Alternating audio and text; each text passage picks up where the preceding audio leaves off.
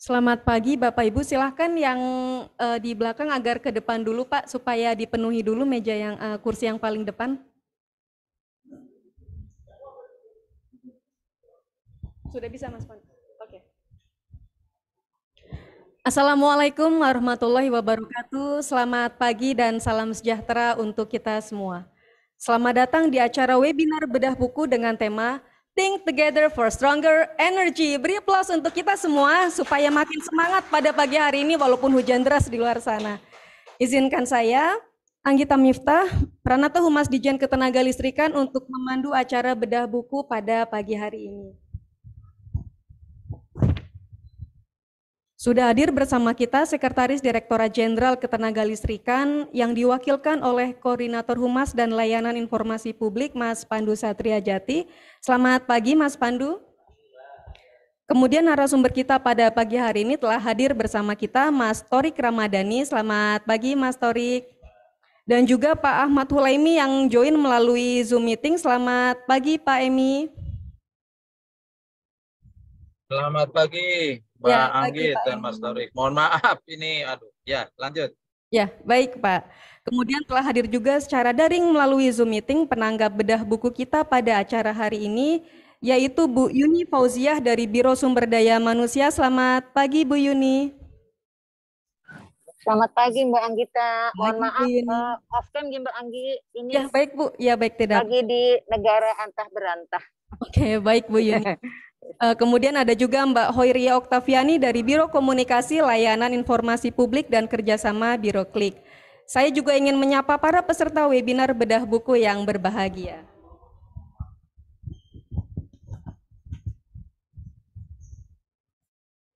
Acara ini diselenggarakan oleh Perpustakaan Dijen Ketenagalistrikan sebagai upaya untuk meningkatkan literasi informasi di bidang ketenagalistrikan melalui peran perpustakaan sebagai sarana pengetahuan, sumber literatur, dan informasi di bidang ketenagalistrikan. Bedah buku ini dilaksanakan secara hybrid dari ruang mini seminar perpustakaan Dijen Gatrik dan juga melalui Zoom meeting. Acara ini merupakan kerjasama antara Perpus Gatrik dengan ESDM Writers. Nah, buku Think Together for Stronger Energy yang disusun oleh komunitas ESDM Writers ini berisi penjelasan yang komprehensif dan terkini mengenai transisi energi. Saya akan menyampaikan sekilas tentang ESDM Writers. Jadi ESDM Writers merupakan komunitas penulis di lingkungan Kementerian ESDM dengan visi memajukan literasi sektor ESDM. Luar biasa ya. Komunitas yang terbentuk pada tanggal 25 Mei 2021 ini mengangkat judul Think Together for Stronger Energy, mengadopsi dari tema presidensi G20 Indonesia, yaitu Recover Together, Recover Stronger. Nah, webinar bedah buku ini merupakan rangkaian dari Forum Literasi Ketenagalistrikan 2023. Kegiatan lain dari rangkaian Forum Literasi Ketenagalistrikan, antara lain Ngopi at Perpus Gatrik, yaitu ngobrol pintar bersama perpustakaan Dijen Gatrik. Kemudian ada juga bedah paper, ada juga bedah buku battle series atau biblio battle, dan juga alumni talk.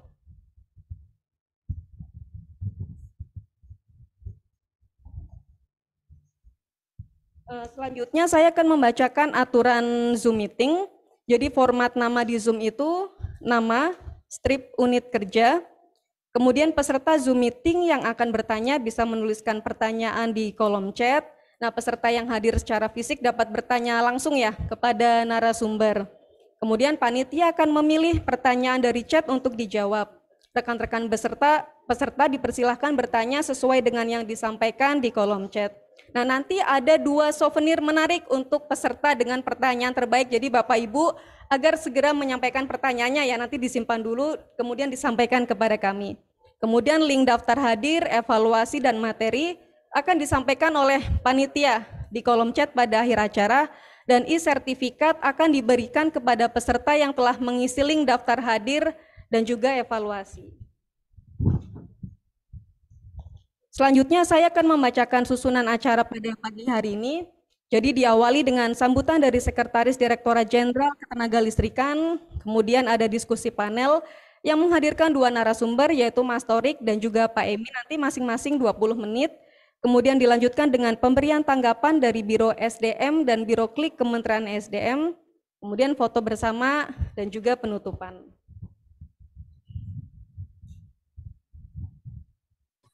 Baiklah Bapak Ibu peserta webinar bedah buku, marilah kita mendengarkan sambutan dari Sekretaris Direktorat Jenderal Ketenagalistrikan yang diwakilkan oleh Koordinator Humas dan Layanan Informasi Publik Mas Pandu Satriajati untuk sekaligus membuka acara bedah buku Think Together for Stronger Energy pada hari ini. Kepada Mas Pandu, kami persilakan.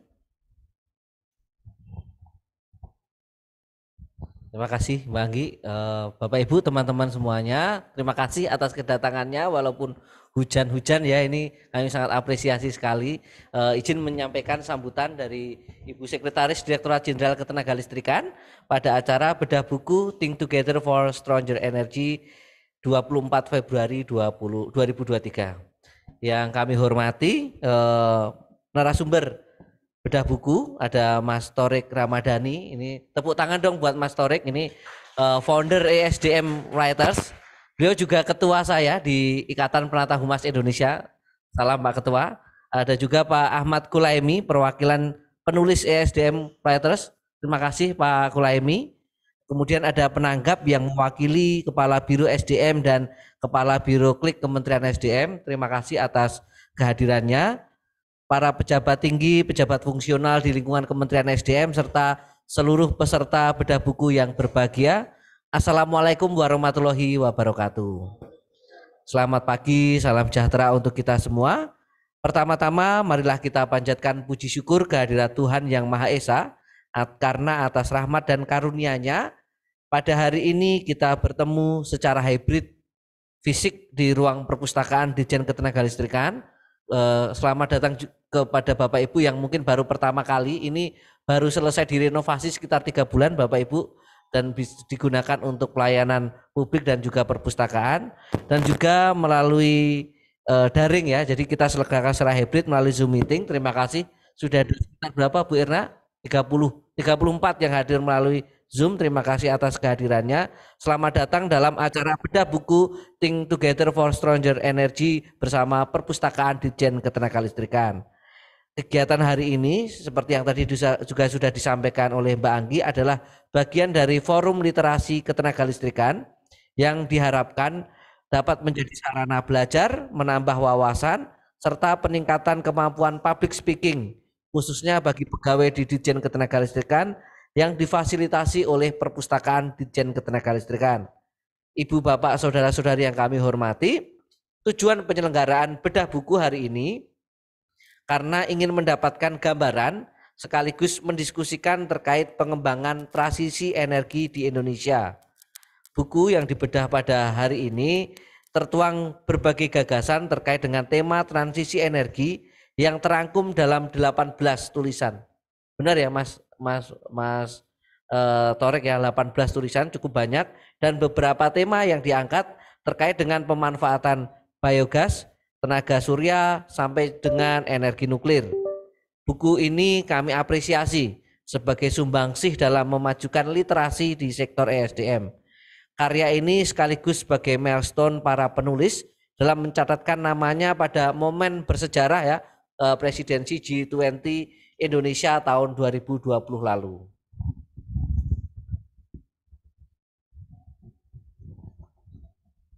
Seperti kita ketahui bersama Bapak Ibu, pemerintah terus mendorong transisi energi di Indonesia. Transisi energi ini bukan hanya tentang pergeseran bahan bakar fosil ke energi terbarukan, tapi juga menyangkut berbagai aspek yang kompleks, mulai dari ilmu pengetahuan dan teknologi hingga aspek sosial, ekonomi, dan lingkungan. Tulisan dari teman-teman ESDM Writers yang tertuang dalam buku Think Together for Stronger Energy yang dibahas pada hari ini diharapkan dapat memantik diskusi dalam mendukung upaya-upaya mewujudkan transisi energi. Kami mengucapkan terima kasih kepada narasumber pembedah buku, Mas Kulaimi dan Mas Torik, atas kesediaannya berbagi pengalaman dan pengetahuan pada hari ini. Kami juga mengucapkan terima kasih atas kesediaan moderator dan seluruh peserta yang meluangkan waktu untuk menghadiri bedah buku pada hari ini.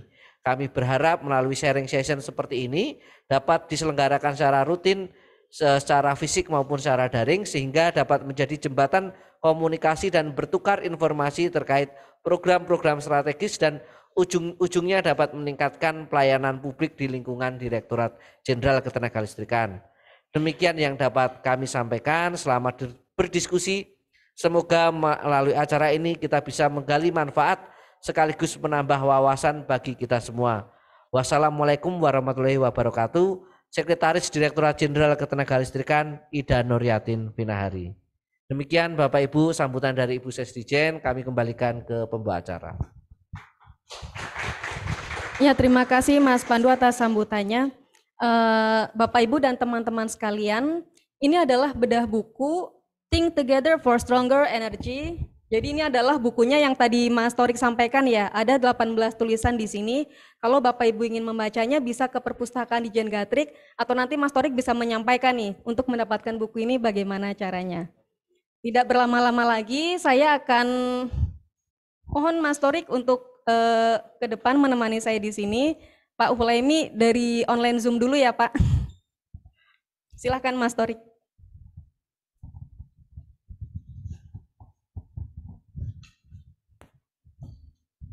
Baik Bapak Ibu peserta webinar bedah buku, izinkan kami untuk membacakan profil singkat narasumber pertama, yaitu Mas Torik Ramadhani SIKOM Mtrep. Beliau adalah Pranata Humas Ahli Muda pada Sekretariat Jenderal Dewan Energi Nasional. Mas Torik merupakan lulusan S2 Magister Terapan Administrasi Publik di STI Alan. Mas Torik ini adalah founder SDM Writers, sekaligus Ketua Umum Ikatan Pranata Humas Indonesia luar biasa. Mas Torik akan menyampaikan paparan tentang upaya-upaya memajukan literasi di sektor SDM. Nah, di samping itu, Mas Torik juga akan mengulas strategi komunikasi Amas dalam transisi energi. Kepada Mas Torik kami persilahkan waktunya 20 menit dari sekarang. Ya, silahkan Mas. Izin ya berdiri. Assalamualaikum warahmatullahi wabarakatuh. Yang terhormat Ibu Sesdijen Gatrik yang diwakili oleh Pak Koordinator, Pak Pandu. Nih Pak Pandu juga ketua kita, beliau baru saja terpilih menjadi Ketua Ikatan Pranata Humas SDM. Boleh tepuk tangannya Bapak Ibu. Luar biasa, 2 periode ya Mas. Terima kasih juga kepada teman-teman Gatrik, moderator dan para panitia, juga para Bapak Ibu hadirin yang luar biasa hujan-hujan datang ke sini, kita bisa silaturahmi ya Bapak Ibu, kita bisa berdiskusi. Terima kasih. Saya ditugaskan oleh Ibu Ses untuk bisa sharing Bapak Ibu terkait memajukan literasi sektor SDM. Boleh di next. Ya, ini beberapa karya yang sudah pernah saya buat Bapak Ibu. Yang pertama, saya pada pandemi kemarin saya menulis terkait karena saya Pranata Humas di kehumasan gitu. Jadi ada hikmahnya Bapak Ibu. Pada saat pandemi itu kami menulis terkait siapa itu humas gitu, siapa humas di 2020. Nah, di 2 tahun setelahnya kami juga coba mengupayakan gitu kira-kira gambaran atau panduan sebagai Pranata Humas pemerintah tuh apa sih gitu ya. Nah, saya coba bukukan menjadi alhamdulillah jadi satu karya The Government PR Handbook atau panduan praktis humas pemerintah. Nah, pada saat itu kami juga bersama teman-teman SDM Writers, nanti akan saya jelaskan secara singkat SDM Writers itu apa, melakukan gitu. Apa nih upaya kita untuk bisa mendorong tentunya sektor kita SDM gitu, dan ada satu event yang luar biasa besar G20, 20 tahunan sekali dan Indonesia menjadi tuan rumah presidensinya, maka kita sepakati untuk membuat tulisan buku G20. Jadilah buku Think Together for Stronger Energy di 2022. Selanjutnya, jadi kita perkenalan dulu nih ya. Ini monggo Bapak Ibu ada Instagram saya, kita bisa follow-followan, bisa DM untuk silaturahmi. Handphone saya juga ada.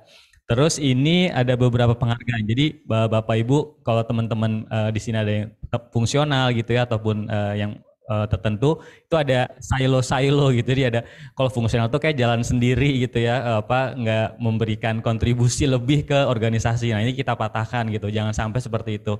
Jadi alhamdulillah di awal 2023 kemarin saya mendapat penghargaan sebagai pegawai PNS terbaik dari sisi terinovatif di DEN. Boleh tepuk tangannya Bapak Ibu. Terima kasih. Terus dari sisi keorganisasian, karena saya diamanai menjadi Ketua Umum Ikatan Pranata Humas Indonesia, alhamdulillah di tahun kemarin juga IPRA Humas menjadi salah satu dari 3 organisasi PR berpengaruh di Indonesia. Boleh tepuk tangannya lagi Bapak Ibu. Jadi Terima kasih. Jadi memang bagaimana kita bisa berkontribusi dari banyak sisi gitu ya, bagaimana mengembangkan profesi gitu ya, diri maupun juga organisasi. Dan tentunya memberikan manfaat pada sesama. Boleh lanjut? Nah, ini ada 3 diskusi, tadi saya sudah dibisikin 20 menit gitu, tapi rasa-rasanya ini kayaknya nggak nyampe 20 menit, jadi nanti kita akan banyak diskusi ya Bapak Ibu. Yang pertama terkait SDM Writers itu apa, komunitas apa sih gitu ya, terus kalau mau join caranya gimana gitu ya. Jadi kalau boleh sharing Bapak Ibu di SDM ini memang ada beberapa komunitas gitu ya. Kalau misalnya Bapak Ibu hobi nulis, sebenarnya Mas aku nggak suka nulis misalnya gitu, tapi suka baca status di Instagram gitu atau status WA gimana, nggak apa-apa ikut aja gitu.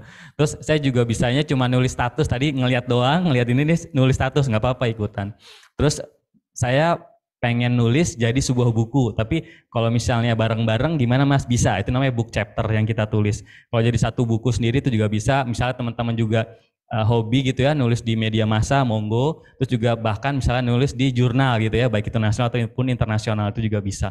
Jadi kami persilahkan. Terus ada juga sekalian ini ya promo, ada juga SDM Runners, Bapak Ibu yang hobi jogging gitu ya, hobi lari itu bisa ikutan juga. Dan ini apa namanya di beberapa kesempatan di HPE, Hari Pertama Energi, mereka juga melakukan kegiatan dan lain sebagainya. Terus ada juga terkait bukunya itu sendiri, buku Think Together for Stronger Energy. Terus saya juga diminta untuk sharing gitu Bapak Ibu terkait apa yang saya tulis di buku tersebut, yaitu terkait strategi komunikasi. Background saya komunikasi dan administrasi publik dan saya tuangkan dalam energi, yaitu di transisi energi. Boleh selanjutnya? Ya, SDM Writers itu adalah sebuah komunitas Bapak Ibu.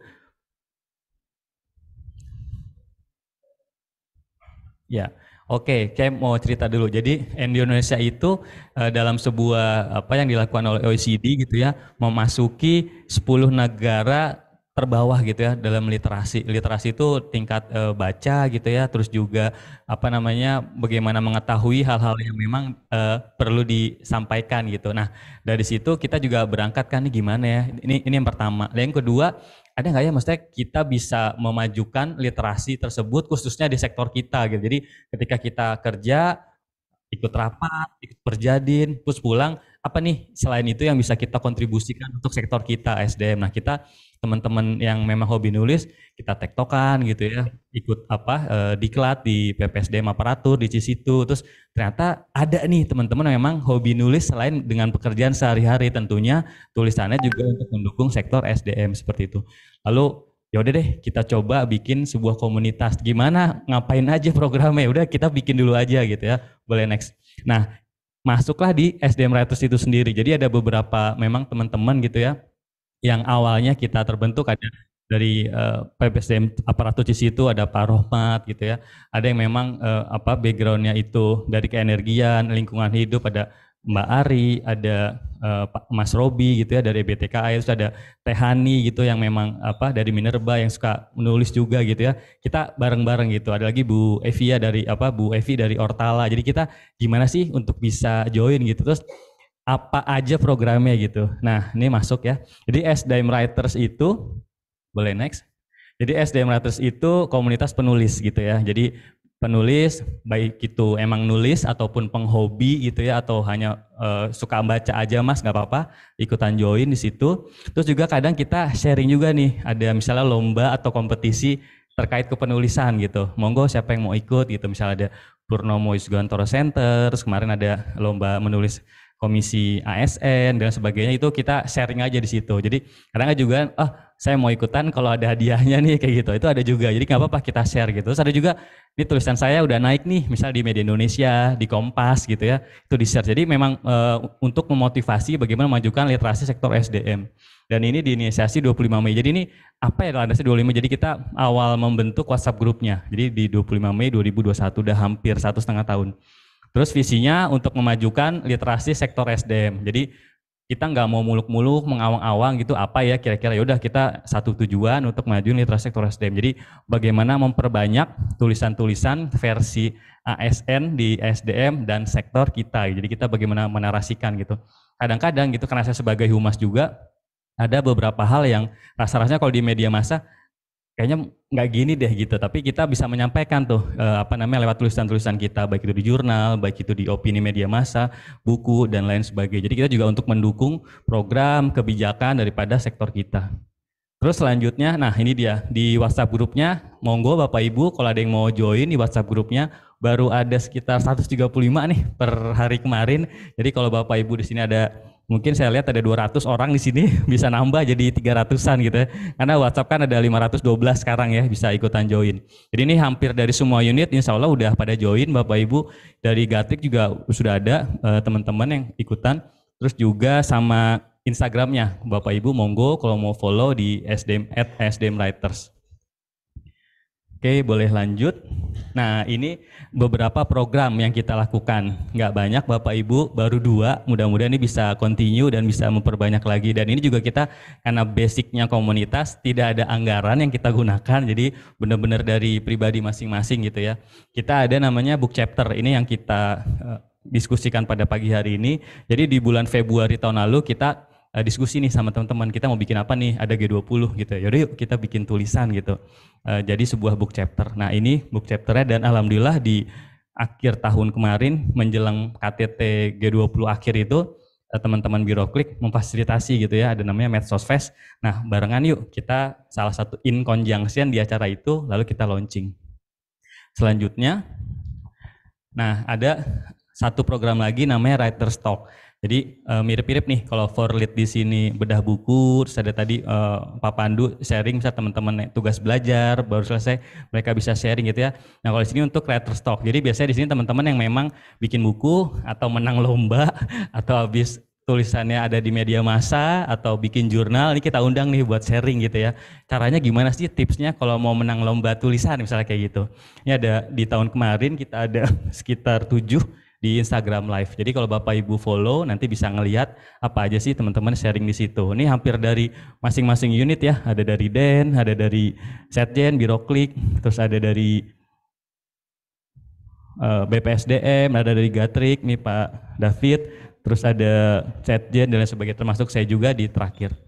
Jadi program itu yang kita selenggarakan Bapak Ibu di SDM Writers. Jadi saya ngajak nih Bapak Ibu, ayo kan orang Indonesia nih senangnya guyup ya. Ini lebih banyak apa kita di WhatsApp gitu, monggo ikutan. Syukur-syukur kayak gini alhamdulillah boleh difasilitasi sama teman-teman Gatrik. Boleh tepuk tangannya dong buat teman-teman Gatrik. Ini jadi pahala juga nih kita silaturahmi kan, karena silaturahmi banyak manfaatnya ya. 1, menggugurkan dosa. 2, kalau belum ada jodoh ketemu jodohnya. Yang 3, bisa nambah rezeki. Benar nggak Bapak Ibu? Itu kan dari hadis ya. Jadi senang banget kita bisa kumpul tatap muka seperti ini. Selanjutnya, nah saya masuk untuk di bukunya itu sendiri. Jadi waktu prosesnya gimana sih Mas gitu ya. Jadi pada bulan Februari itu kita umumkan, kita kick off gitu ya bahasa kekiniannya, atau kita launching untuk program ini gitu, siapa yang mau ikutan.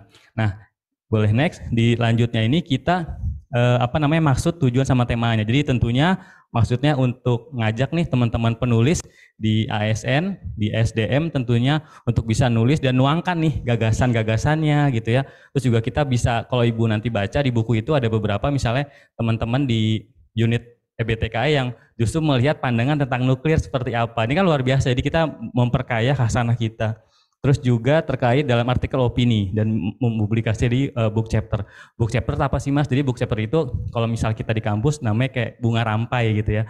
Jadi bentuknya opini ya teman-teman dan kita bukukan. Tadi Pak Pandu udah menjelaskan ada 18 tulisan dari 15 penulis gitu. Ada 1 orang yang nulisnya sampai 2 gitu ya. Itu dalam sebuah buku. Nah selanjutnya book chapter ini juga sebagai bentuk dukungan konkret kita nih sebagai ASN gitu. Kontribusi kamu apa sih buat negara Cie? Ini buat SDM kita bikin buku gitu ya. Dan juga untuk mendukung presidensi G20 dan juga sebagai ulang tahun pertama nih SDM Writers gitu ya bikin buku. Terus selanjutnya, nah tadi disampaikan juga temanya itu adalah G20 Recover Together, Recover Stronger. Nah dari situ kita kira-kira diksi apa nih yang pas gitu ya, ada recover, ada together-nya, ada stronger-nya. Nah kita bikinlah formulasi Think Together for Stronger Energy. Nah ini untuk subtema sama gaya selingkung. Ini Bapak Ibu kalau misalnya ikutan nulis di jurnal gitu ya, ada Gaya Selingkung gitu. Kalau misalnya Bapak Ibu nulis beberapa opini, baik itu di Kompas, di media Indonesia, itu ada tuh gaya-gaya selingkungnya. Misal di Kompas nih, di Kompas satu kalimat itu dalam satu paragraf tuh biasa satu kalimat. Kalau di Kompas, kalau di Detik bisa sampai 2 ataupun 3 gitu. Kalau Bapak Ibu memperhatikan apa gaya-gaya selingkung di media massa gitu, termasuk juga di jurnal-jurnal. Nah, di sini kita melihat gaya selingkungnya. Jadi ya ini apa namanya, standar untuk penulisan di opini gitu ya. Naskah orisinal tentunya, terus juga bahasa Indonesia, terus apa fontnya dan segala macam. Nah, kita masukin nih karena berbagai latar belakang gitu ya, baik itu pendidikan maupun unit, kita tampilkan subtema yang memang mendukung daripada buku tersebut, dari transisi energi, ketahanan sampai kebijakan energi gitu. Tapi kalau di luar itu gimana? Monggo, boleh aja. Nanti tentunya ada tim reviewer atau penyunting, editor yang memang bisa melihat ini masuk dalam naskah atau enggak. Oke, boleh lanjut. Nah, ini lini masanya Bapak Ibu. Jadi di awal November itu tanggal 12-an kita share baik itu di WhatsApp ataupun Instagram gitu. Ini responnya alhamdulillah bagus gitu ya. Tapi sambil berjalan kok belum ada yang ngirim gitu. Belum ada yang ngirim. Nah, kita apa namanya adakan sosialisasi gitu ya. Ini ayo kita join ikutan untuk bikin book chapter. Terus selanjutnya di tanggal 25 ada apa? Pengumpulan gitu. Terus di 25 Mei, di 26 Juninya kita lihat nih kesesuaian tema sama apa namanya alur narasinya gitu ya. Terus di 13 Juni ada naskah terpilih. Terus juga, nah ini kita masuk nih karena kita kemarin sempat ada diskusi. Jadi gimana kalau misalnya bukunya kita terbitin gitu, terus juga nanti di-share dan bisa diperjualbelikan. Lalu juga gimana kalau misalnya ada ya beberapa misalnya terbitan internal tapi buat internal aja gitu. Maka kita putuskan ini supaya bisa dibaca lebih banyak orang, kita gunain penerbit komersial gitu dan mereka untuk menyebarluaskannya. Jadi kalaupun Bapak Ibu nanti mau beli, monggo nanti bisa hubungin penerbitnya. Itu kalau nggak salah tadi saya cek sekitar 80 ribuan untuk satu bukunya gitu. Penerbitnya dari Jogja.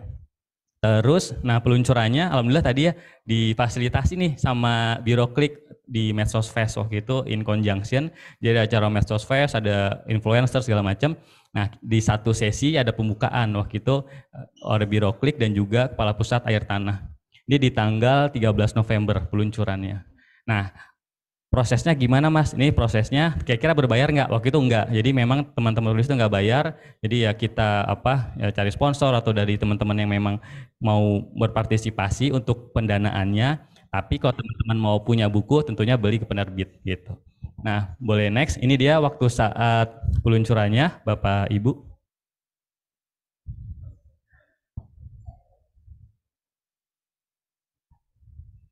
Nah ini untuk nama-nama ini ya untuk penyuntingnya ada Mas Robi, terus juga Mbak Ari, Pak Romatullah, Bu Woro. Nah untuk tim asistennya ada Bu Evi. Nah ini ada penulisnya ada Pak Ahmad Kolemi, Pak Priyana, Pak Ardian Marta, Pak David, Pak Zulfadli, Bu Endang, Teh Hani, Mbak Ria, Bu Laras, Mas Noval, Mas Rido, Pak Sono, saya.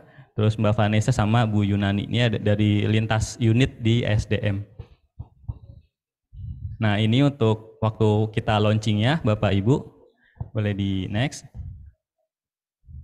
Nah ini di Museum Geologi, waktu itu peluncurannya kita in conjunction atau berbarengan sama Medsos Fest. Ini hampir semua penulis waktu itu hadir gitu ya di acara tersebut. Oke, boleh lanjut. Nah kita masuk ke strategi komunikasi. Ini berarti nanti pertanyaannya di akhir ya Mbak ya. Ya, ini kita masuk ke strategi komunikasi. Jadi saya diminta untuk juga sharing terkait tulisan saya di buku tersebut. Nah, jadi karena background saya juga komunikasi, saya melihat nih apa sih strategi komunikasi yang memang bisa dilancarkan gitu ya atau digunain dalam transisi energi. Ini kan dalam 1-2 tahun ini kembang banget ya, banyak transisi energi gitu ya. Bahkan unit-unit juga memang subsektor-subsektor yang bisa mengaitkan di situ. Tapi rasa-rasanya transisinya udah ada belum ya untuk strategi komunikasinya, maka saya coba buatkan dan saya tuangkan di dalam buku tersebut. Boleh lanjut? Nah, di strategi komunikasi ini tentunya ada beberapa yang bisa digunakan. Saya mengambil dari Profesor Hafid Cangara gitu ya. Beliau menyampaikan nih untuk mencapai apa namanya visi dan juga misi gitu ya, atau kita misalnya lihat citra dan reputasi dalam sebuah program atau instansi, ini ada beberapa hal yang bisa dilakukan gitu ya. Pertama tentunya nentuin siapa komunikatornya. Terus yang kedua, bagaimana netapin target sasaran. Siapa sih yang kira-kira perlu kita sampein kayak gitu ya terkait transisi energi ini.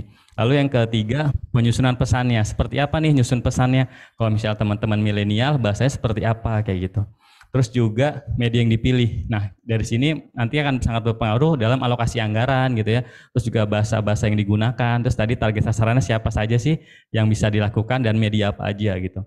Terus selanjutnya tentunya efek yang diharapin. Jadi dalam komunikasi itu ada namanya kognitif gitu ya, bagaimana pemahaman gitu. Terus juga afektif, bagaimana sampai merubah sikap, dan terakhir tentunya sampai merubah perilaku atau konatif atau mungkin yang bahasa umumnya psikomotorik seperti itu. Nah, boleh lanjut, kita masuk di komunikatornya. Jadi saya coba merumuskan siapa saja sih yang bisa menjadi komunikator dalam transisi energi ini. Di buku ini saya sebutkan gitu ya, jadi saya rangkum. Jadi Profesor Hafid itu menyampaikan kriteria untuk menjadi komunikator paling nggak itu ada 3 gitu ya. Yang pertama kecakapan. Beliau di sini menyampaikan kecakapan itu bukan arti dari fisik saja gitu ya, tapi bagaimana pembawaan, bagaimana body language gitu ya, dan bagaimana bisa orang itu akan percaya gitu ya ketika komunikator itu menyampaikan. Lalu yang kedua, wewenang. Nah, di sini kita melihat nih siapa saja yang mendapat wewenang atau diberikan wewenang untuk bisa menyampaikan terkait transisi energi tersebut.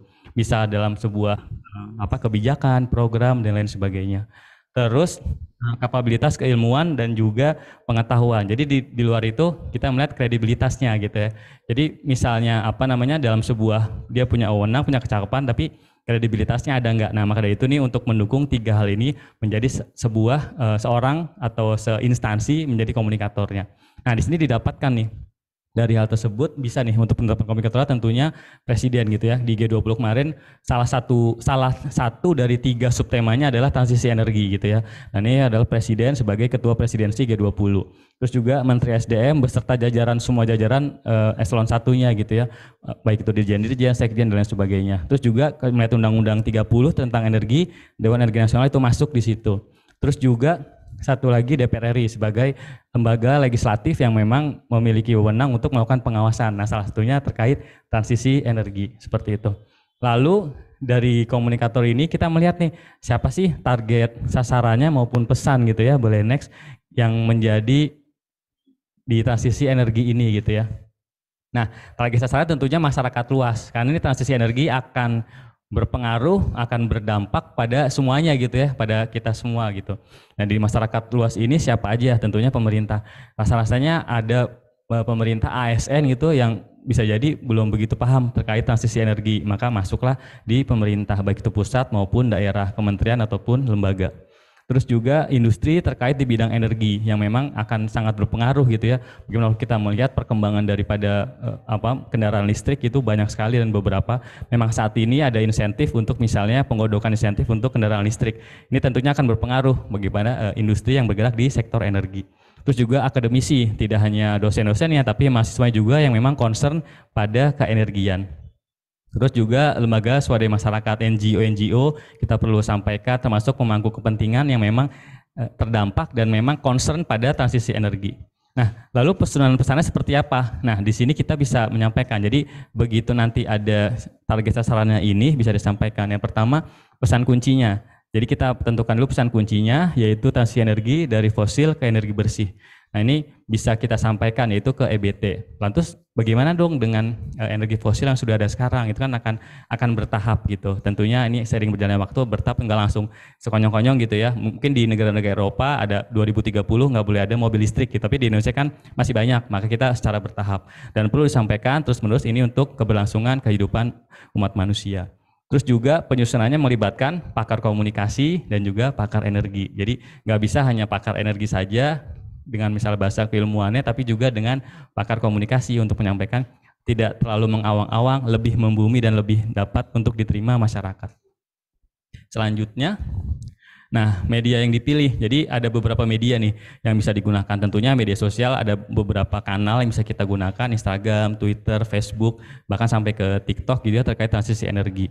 Lalu juga ada media elektronik. Nah, kalau media elektronik ini seperti TV dan juga radio, Bapak Ibu, ini tentunya melihat daripada pengalokasian anggaran.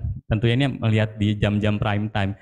Kalau misal elektronik tuh jam-jam prime time tuh jam ramainya misalnya pas sinetron Ikatan Cinta gitu ya, jam-jam segitu ramai tuh, iklannya banyak kan kalau nonton tuh Ikatan Cinta. Nah itu jam-jam prime time bisa satu slot setengah jam itu bisa ratusan, 200 gitu ya, atau bahkan bisa sampai 1 M terkait misalnya 1 jam untuk ngeblocking tuh acara itu.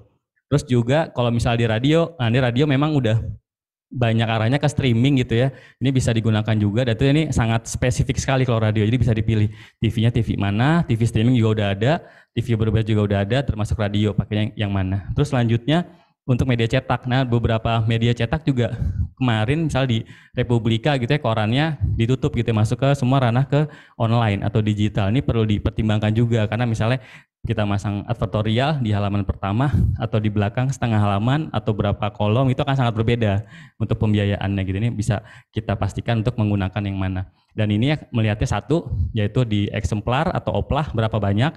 Yang kedua, posisi di halaman mana. Ini akan berpengaruh pada untuk alokasi di penganggarannya. Terus selanjutnya tatap muka.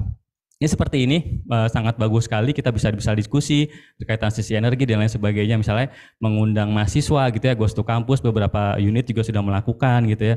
Terus teman-teman Biroklik ada temu netizen gitu ya, itu sangat bagus. Jadi bagaimana pimpinan bisa menarasikan terkait transisi energi seperti apa, dan dengan memang langsung spesifik kepada misalnya mahasiswa seperti itu.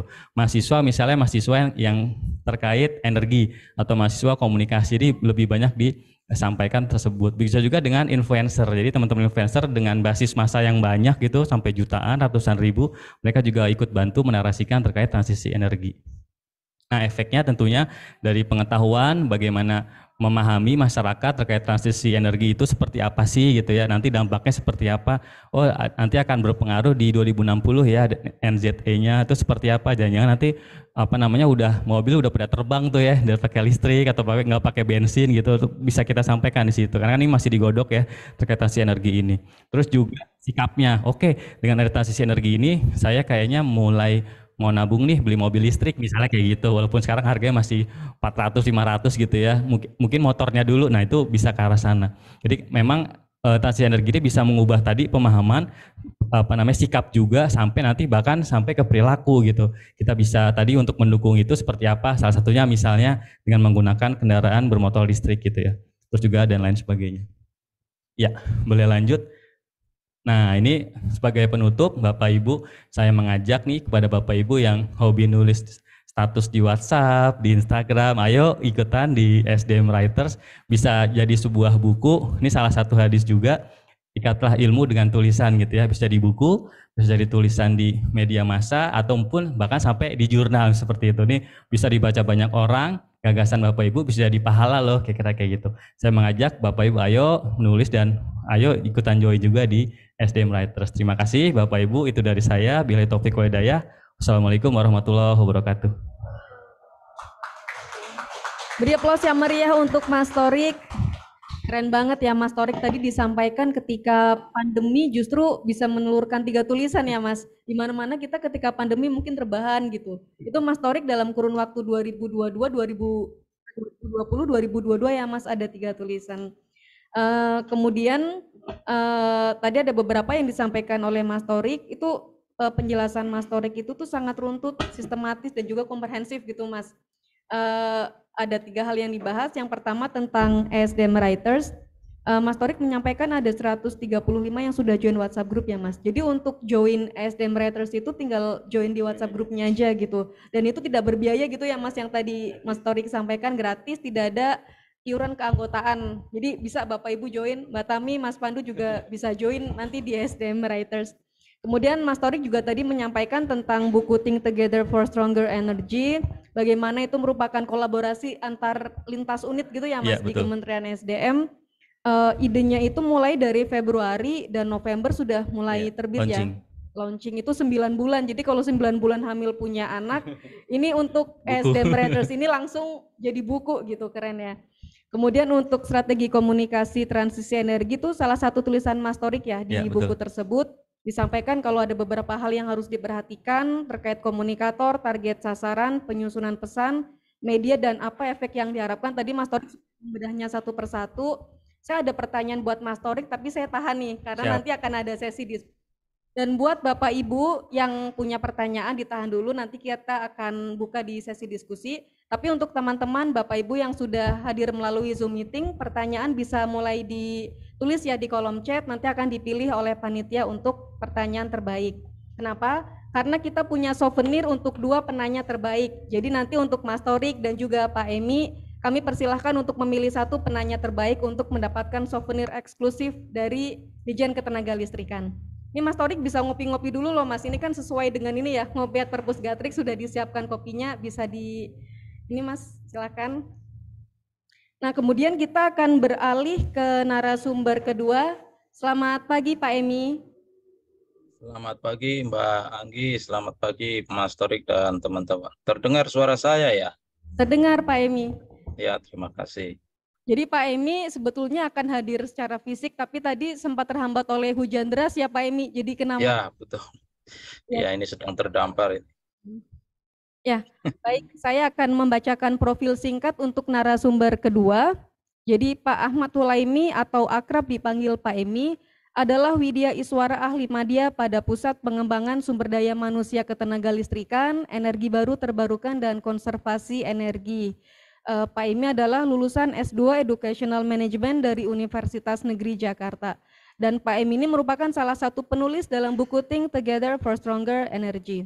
Nah, Pak Emi ini akan mengulas paparan tentang perilaku hemat energi pada generasi milenial. Kepada Pak Emi kami persilahkan untuk menyampaikan paparannya selama 20 menit ke depan. Silahkan Pak Emi. Baik, terima kasih Mbak Anggi. Saya share dari saya ya, atau dari panitia? Oh ada ya, oke. Baik, terima kasih yang saya hormati Ibu Ses Direktorat Jenderal Ketenagalistrikan yang dalam hal ini diwakili Mas Pandu ya. Kemudian yang saya hormati Mas Torik, ini saya tadinya pengen bertemu nih offline, tapi apa daya ini ya di luar kuasa kita ya. Kemudian Mbak Anggi, saya terima kasih dan juga teman-teman yang sudah mempersiapkan segala sesuatunya. Saya mohon maaf ini karena tadi saya sudah punya rencana ingin hadir offline ya dengan teman-teman bersilaturahmi. Tadi saya setuju ini dengan Mas Torik ya untuk bersilaturahmi, tapi ya itu dia ya, kita berkuasa tapi ternyata ada yang maha kuasa ya, kita harus ya menerima lah ya seperti ini. Nah teman-teman yang saya hormati, Bapak Ibu yang hadir secara offline dan juga yang hadir secara online ya, ini saya ucapkan terima kasih bisa bersilaturahmi. Mudah-mudahan tidak mengurangi ya silaturahmi kita di pagi hari ini ya, di hari Jumat. Baik teman-teman, saya terima kasih dengan Mas Torik dan STM Writer ini yang telah mengundang saya dan juga bergabung saya. Awalnya saya itu nulis-nulis itu hobi gitu ya. Tapi saya mencoba mencari satu komunitas di mana kira-kira ya saya bisa sharing. Ternyata ini ada dari Mas Torik di Kementerian SDM, ternyata ada gitu ya. Alhamdulillah saya bisa bergabung. Dan dari SDM Writer ini memacu kepada saya untuk memberikan tulisan ya, walaupun kecil-kecil. Ya alhamdulillah.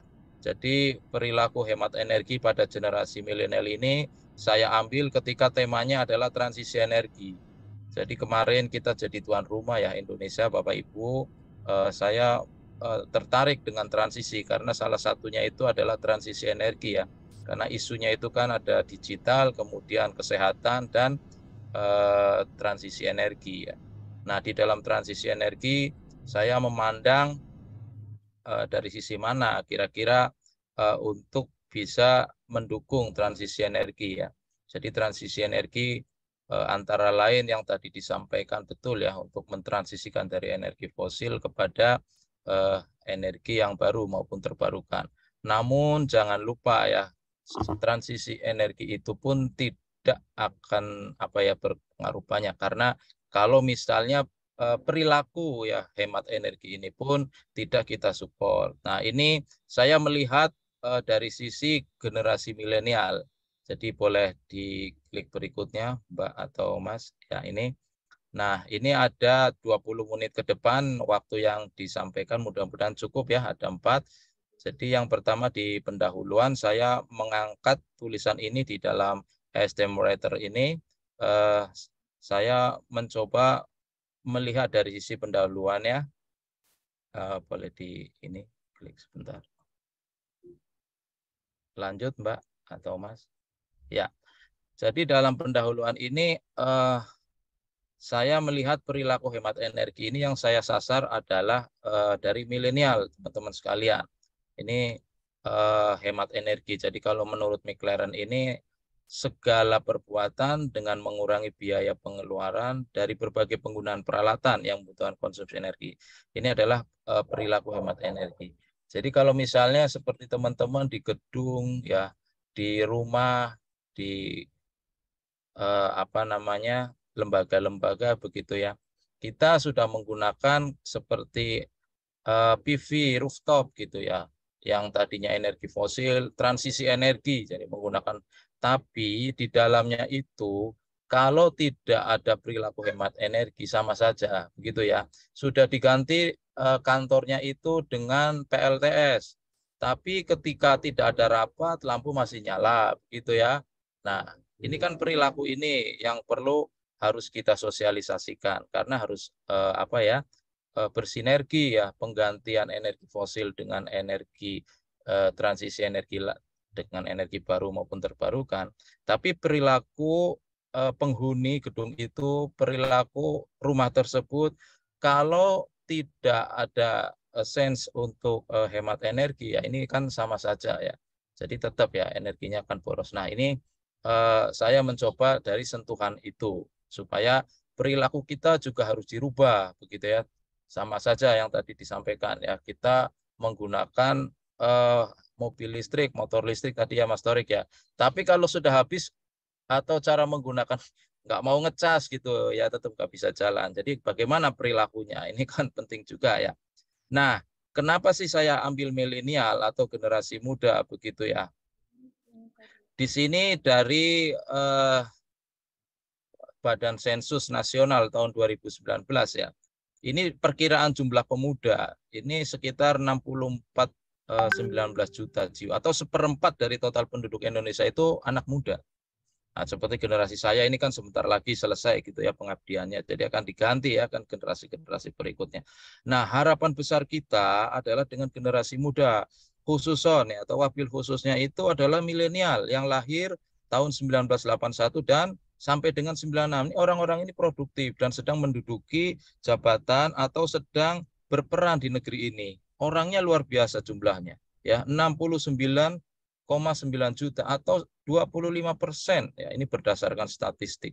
Nah, orang-orang yang lahir di tahun 81 atau mungkin di antara hadirin atau yang di offline maupun yang online itu ada yang lahir di tahun. Ini adalah harapan negara kepada teman-teman semua. Karena seperempat dari negeri ini adalah generasi milenial. Makanya ini kita akan melihat potretnya. Apa betul generasi milenial itu cuek terhadap hemat energi atau boros? Jadi sering ada pendapat ataupun istilahnya ucapan ya terhadap generasi milenial. Nah, ini saya ingin mencoba pendapat-pendapat itu saya ilmiahkan supaya ada dasar. Nah, seperti itu ya, bagaimana sih perilaku hemat energi generasi milenial melalui ESDM writer gitu ya. Nah, penelitian ini saya di dalam ESDM writer ini ingin menunjukkan kepada teman-teman atau hadirin yang membaca buku chapter tadi bahwa bagaimana sih pandangan umum generasi milenial terhadap penghematan energi. Kemudian seperti apa kesadaran ya atau dampak lingkungan dari penggunaan energi. Yang berikutnya kesadaran biaya energi, ini penting juga karena ujung-ujungnya semua itu akan dikalkulasi dengan biaya. Generasi milenial sering ada pendapat bahwa dikhawatirkan Pak generasi milenial itu tidak tidak care dengan biaya karena yang penting hidupnya senang ya. Itu kan harus diilmiahkan ya. Ada pendapat bahwa nanti dikhawatirkan generasi milenial tidak bisa punya rumah karena senang dengan hangout dan itu ada nggak ilmiahnya? Nah, mari kita tulis betul atau tidak kan seperti ini antara lain hemat energi dengan pendapat-pendapat seperti itu saya ingin mengilmiahkan ya apa betul generasi milenial itu seperti itu. Berikutnya silakan. Nah, ini metode penelitian yang saya coba tuliskan di STM Writer dan ini sudah masukkan di dalam jurnal ya, di Jurnal Asosiasi Profesi Widya Suara di Indonesia. Kebetulan saya anggota dari Asosiasi Profesi Widya Suara Indonesia karena saya fungsional ya, sama dengan teman-teman humas ya. Sekarang zamannya adalah zaman fungsional ya kan. Nah, cuman kemarin ada Permenpan 1 ya. Ya, berduka sebentar ya dengan Permen 1 RP gitu ya. Bukan berarti tidak ada angka kredit ya. Ada angka kredit, tenang aja teman-teman ya. Ini teman-teman humas maupun dari fungsional lain, kalau Pak ini dengan Permen 1 kalau nulis nggak dapat angka kredit dong Pak, kata siapa gitu ya. Masih dapat angka kredit, hanya cara memperolehnya. Kalau dulu dengan Dupak, kalau sekarang dengan SKP atasan gitu ya. Jadi masih ada, tenang aja ya. Tidak dihilangkan angka kreditnya. Ya, jadi cara memperolehnya saja. Cara memperolehnya sekarang tidak ada lagi dengan Dupak, adanya dengan SKP oleh atasan langsung. Nah, ini karakteristik responden saya alhamdulillah bisa mencari atau membuat responden sekitar 815 orang di seluruh Indonesia. Nah, ini rentang usianya antara umur 18 sampai 37 tahun. Ini periodenya waktu itu saya teliti Januari sampai dengan Maret 2021 ya. Jadi ini ada yang milenial yang masih kuliah, ada juga milenial yang sudah bekerja. Itu pendapatnya seperti apa ya? Nah, ini saya mencoba membuatkan di dalam sebuah statistik. Bisa dilanjut, silakan. Nah, ini hasil dan pembahasan dari sebuah penelitian saya terhadap responden tadi. Jadi wilayahnya antara Sumatera, Jawa, dan Kalimantan. Jadi ini membuka peluang kepada teman-teman yang akan meneliti di wilayah Sulawesi, Bali, kemudian di Papua ya. Karena keterbatasan saya, jadi hanya 815 orang di Pulau Sumatera, Jawa, dan Kalimantan ya. Nah, ini ada separuhnya itu masih kuliah, generasi milenialnya, separuhnya lagi sudah bekerja. Nah, dari dua klaster tersebut, setelah saya lihat bahwa ketika menjawab apakah pandangan saudara terhadap penghematan energi, ternyata mereka itu hampir sebagian besar mengatakan saya aktif melakukan penghematan energi. Berarti kan pendapat selama ini patah kalau dikatakan oh generasi milenial cuek. Tidak. Ini penelitian saya begitu ya. Nah, makanya sesuatu itu memang harus ada statistiknya, harus diilmiahkan. Apalagi teman-teman fungsional ini ya, semuanya kan bisa dievidenskan ya. Kemudian yang kedua, ketika saya tanyakan seberapa sadar saudara pada dampak lingkungan dari penggunaan energi. Nah, ini ada dua. Jadi tapi masih dominan. Saya sangat sadar. Saya sangat sadar. Nah, yang berikutnya saya tahu beberapa isu lingkungan. Ya. Ada yang biru dan hijau, tapi masih dominan yang biru. Artinya kesadarannya itu masih tinggi gitu ya, seperti itu. Nah, yang ketiga adalah bagaimana tingkat kesadaran Anda dengan biaya energi. Nah, itu hampir berapa itu? Sekitar ya 3/4 ya dari generasi milenial ini mengatakan sadar pada biaya energi gitu ya. Berarti kan tidak masa bodoh begitu ya, ketika kalau misalnya boros itu nanti tagihan listriknya besar, mereka sadar baik yang sudah bekerja maupun yang masih kuliah itu mereka sadar gitu ya. Kemudian yang berikutnya saya tanyakan seberapa termotivasi anggota keluarga saudara dan rekan-rekan sekerja dalam menghemat energi. Hampir 50% rekan kerjanya, teman kuliahnya itu termotivasi ketika ada perilaku hemat energi. Artinya apa? Penting sekali kita menggunakan memperdayakan generasi milenial itu untuk mempengaruhi lingkungannya. Karena ketika ada yang rajin itu mereka termotivasi, gitu ya. Nah, ini statistiknya. Nah, yang terakhir saya coba menanyakan sejauh mana keluarga ya, anggota rumah dan rekan kerja Anda sadar terhadap cara-cara menghemat energi. Itu mereka itu hampir ya 50% mengatakan paham ya caranya dan dasarnya. Mereka paham gitu ya. Artinya sudah terkomunikasi di seluruh Indonesia ini tentang hemat energi.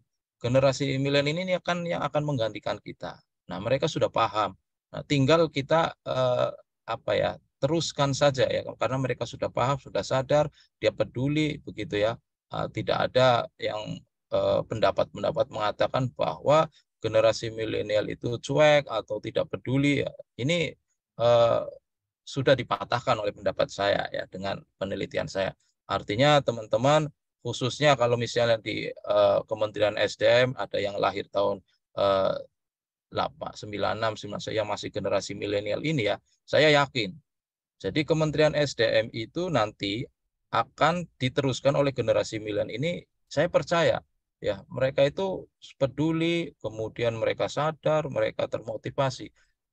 Saya tidak terganggu atau saya tidak khawatir dengan statistik bahwa 20 atau seperempat penduduk Indonesia milenial dengan pendapat yang minor gitu ya. Karena saya sudah meneliti bahwa saya berpendapat mendukung positif ya dengan generasi milenial. Ini bonus demografi kita bahwa seperempat di negeri ini adalah generasi, termasuk di Kementerian SDM. Kalau kita mau lihat statistik Biro Kepegawaian, mungkin generasi milenial itu lebih banyak. Dan saya senang karena dari statistik ini bisa saya referensikan bahwa generasi milenial itu positif terhadap transisi energi ini. Ya, ini hasil. Jadi kesimpulannya boleh dilanjut, Mas.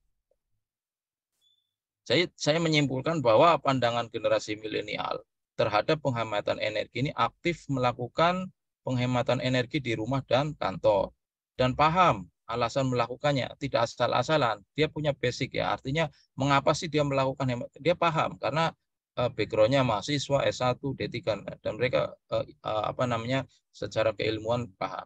Mereka sangat sadar dan mencari informasi sendiri untuk dapat memahami lebih jauh terhadap dampak lingkungan. Jadi bukan hanya yang bekerja di SDM, ternyata mereka itu rajin mencari, kenapa sih kita harus hemat energi untuk negeri ini? Mereka mencari informasi, gitu ya. Jadi saya sangat berterima kasih dan mendukung sekali generasi di bawah saya ini. Kemudian mereka sadar pada biaya energi yang perlu dibayar per bulan dan di mana saja terjadi pemborosan energi. Mereka sadar kalau listriknya, mereka pasti akan berimbas ke keuangan. Itu dia memotivasi ya, dia memotivasi kepada teman-temannya dan mereka juga paham cara-cara menghemat energi. Ternyata bukan hanya di Kementerian SDM saja, di luar Kementerian SDM mereka paham generasi milenial ini untuk menghemat energi dan mereka punya kemauan untuk melakukan penghematan energi dan termotivasi juga dalam menghemat energi, baik untuk diri sendiri maupun untuk mempengaruhi orang lain. Yang tadi disampaikan Mas Torik, ada TikTok, ada Instagram, nah, itu dimanfaatkan itu generasi milenial ini seperempat negeri ini. Jadi kalau kita punya jargon, program-program, nah ini generasi milenial ini penting sekali karena mereka itu ternyata bisa memotivasi rekannya, ya kan, diri sendiri maupun mempengaruhi orang lain. Ini potensi yang besar sekali. Ya. Ini saya meneliti salah satunya adalah untuk hemat energi. Ini kan akan mendukung ya hemat energi di kota-kota besar. Nah, ini kesimpulan yang bisa saya sampaikan kepada SDM Operator dan juga Kementerian SDM, sumbangsi saya, supaya generasi milenial itu ternyata potensi dan positif ya setelah saya lakukan terhadap pendapat-pendapat yang berkembang di luar sana. Nah, demikian yang bisa saya sampaikan, Mbak Anggi, Mas Torik, dan teman-teman sekalian. Tulisan saya salah satu dari di buku chapter yang sudah terbit. Terima kasih dari saya, mohon maaf. Barangkali terlalu lama ya waktunya ya. Terima kasih. Assalamualaikum warahmatullahi wabarakatuh. Waalaikumsalam warahmatullahi wabarakatuh. Beri aplaus untuk Pak Emi.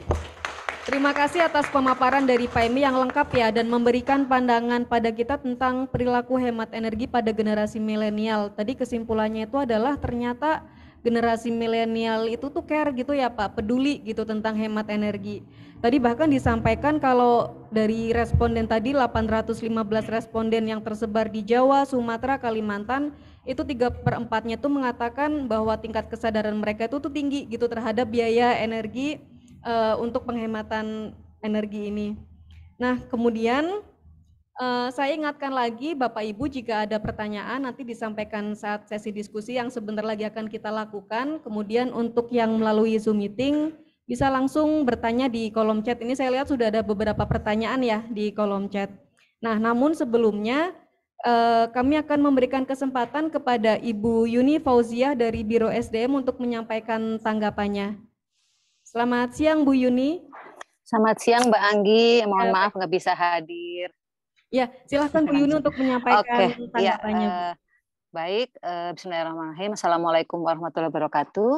Selamat pagi dan salam sejahtera untuk kita semua. Yang terhormat tadi Mas Torik Ramadhani, kemudian Pak Ahmad Hulaimi, dan juga mungkin Bapak Ibu yang hadir baik secara langsung maupun melalui Zoom meeting.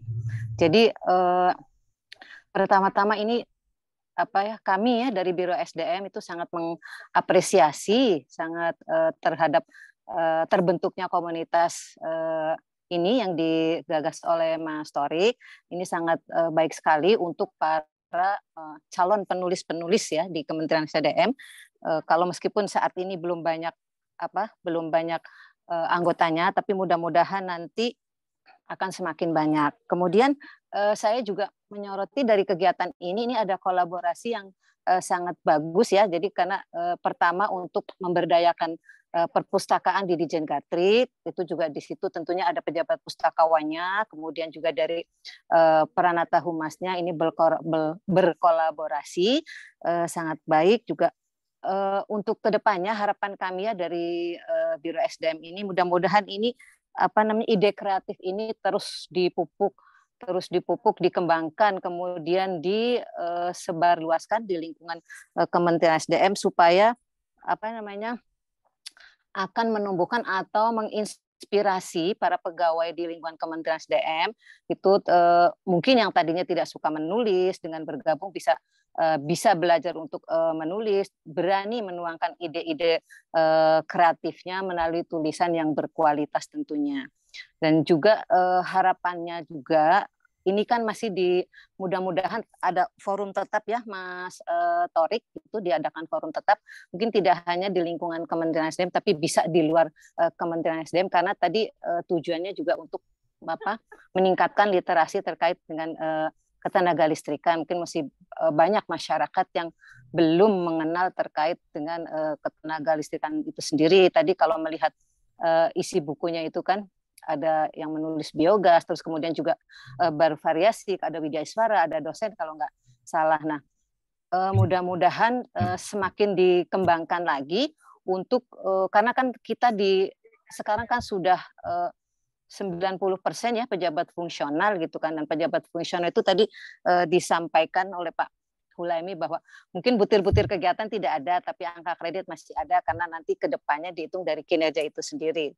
Nah tentunya jabatan-jabatan fungsional yang jenjangnya sudah madya itu kan harus diperbanyak untuk menganalisis, menulis, dan ini menjadi forum yang sangat baik dan juga mungkin Mas Torik nanti bisa sharing ya gitu bagaimana sih cara menulis yang baik gitu kan, jadi tulisan-tulisan ilmiah populer gitu kan, jadi di samping menyampaikan edukasi juga orang akan tertarik untuk membacanya. Biasanya kalau tulisan yang serius kan kadang-kadang orang sudah antipati dulu ya untuk membaca, tapi kan mudah-mudahan ada trik-trik atau cara-cara tertentu yang bisa disampaikan Mas Torik dan tim ke lingkungan pegawai di lingkungan Kementerian SDM supaya semakin banyak pegawai-pegawai mungkin yang punya hobi menulis gitu ya bisa terakomodir di komunitas ini. Mungkin itu saja Mbak Anggita. Jadi kami dari Biro SDM itu sangat mengapresiasi, mendukung dan mensupport dan mudah-mudahan ini terus berkembang lagi. Demikian Mbak Anggita, terima kasih. Wassalamualaikum warahmatullahi wabarakatuh. Waalaikumsalam warahmatullahi wabarakatuh. Terima kasih Bu Yuni Fauziah atas tanggapannya ya. Terima kasih juga atas apresiasinya terhadap SDM Writers. Tadi disampaikan bahwa ide kreatif ini agar terus dipupuk, dikembangkan seperti itu ya Bu. Dan juga diharapkan agar ada forum tetap Mas Torik dari SDM Writers. Ya, terima kasih Bu Yuni. Ya, sami-sami Mbak Anggi, saya izin off cam lagi nggih. Ini masih baik, melanjutkan Bu, perjalanan. Ya, baik. Ya, kasih. Bapak Ibu peserta webinar, seharusnya setelah ini akan ada tanggapan dari Biro Klik, tapi karena ada urusan mendadak seperti itu ya, jadi dari Biro Klik belum dapat menyampaikan tanggapannya. Tapi tadi sudah terwakili ya Mas Torik oleh Bu Yuni dari Biro SDM. Nah, sekarang kita masuk ke sesi tanya jawab. Jika ada yang ingin ditanyakan bisa langsung mengangkat tangan ya, bisa ditanyakan langsung ke narasumber. Tapi ya ada yang oh oh ya Bu Yani, silahkan Bu. Cek.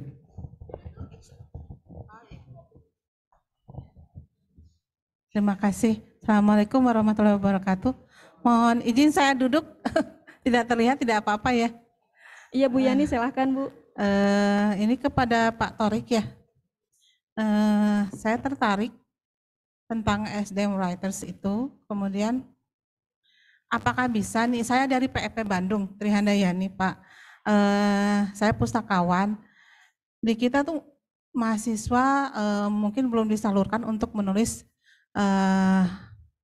laporan prakerin ya, kalau di PEP itu skripsi namanya laporan prakerinnya itu menjadi artikel. Apakah bisa di SDM Writers itu menarik minat mahasiswa menulis dari laporan prakerinnya itu menjadi artikel jurnal dan dijadikan bunga rampai Pak? Seperti itu. Kemudian saya kalau di pustakaan kan diharuskan membuat dupaknya, salah satunya pengembangan profesi. Nah, saya kan nulis yang tidak dipublikasikan tentang Renstra, SOP, pokoknya tulisan-tulisan yang ada kaitannya dengan perpustakaan, tapi tidak ada hubungannya dengan SDM, cuman lingkup pekerjaan saya saja. Apakah bisa bergabung dengan SDM Writers? Kemudian saya juga nulis cerpen ya Pak, pernah ikut komunitas cerpen. Setelah jadi antologi ya saya tidak tahu gitu bagaimana nasibnya.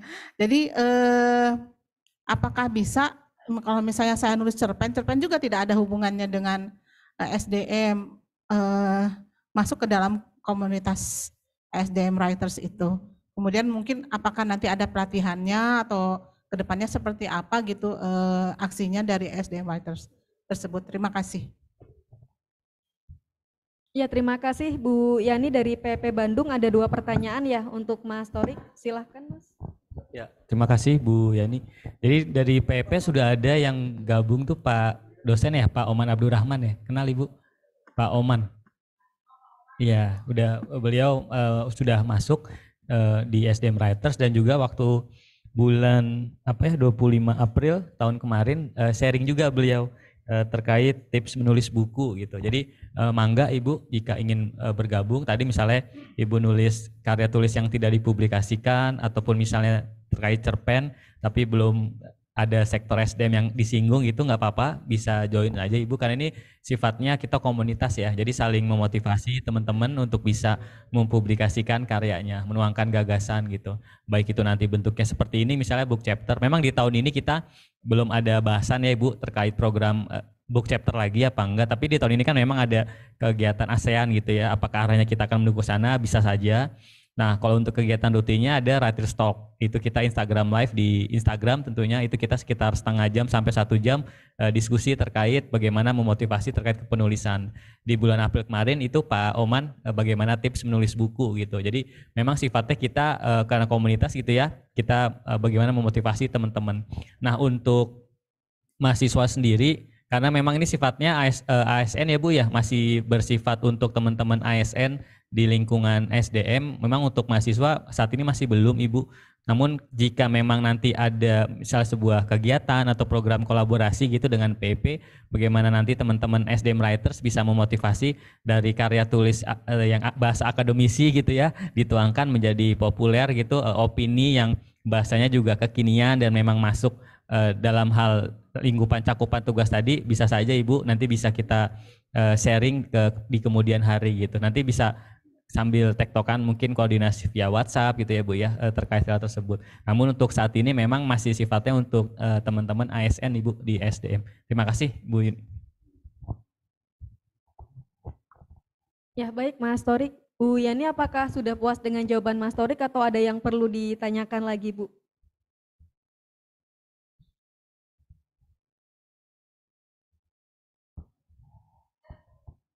Ya. Terima kasih Pak Tarik. Ya, Ya, baik Bu sama-sama. Yani, terima kasih Bu. Mas Torik, sebelum ada yang bertanya lagi di sini atau kita membacakan pertanyaan yang di kolom chat ya Mas, saya juga punya pertanyaan nih buat Mas Torik. Tadi menarik tentang strategi komunikasi gitu. Salah satu yang harus diperhatikan adalah komunikatornya gitu kan ya Mas. Tadi Mas Torik menyampaikan ya komunikator itu harus punya pengetahuan, harus punya pemahaman lah tentang apa yang akan disampaikan.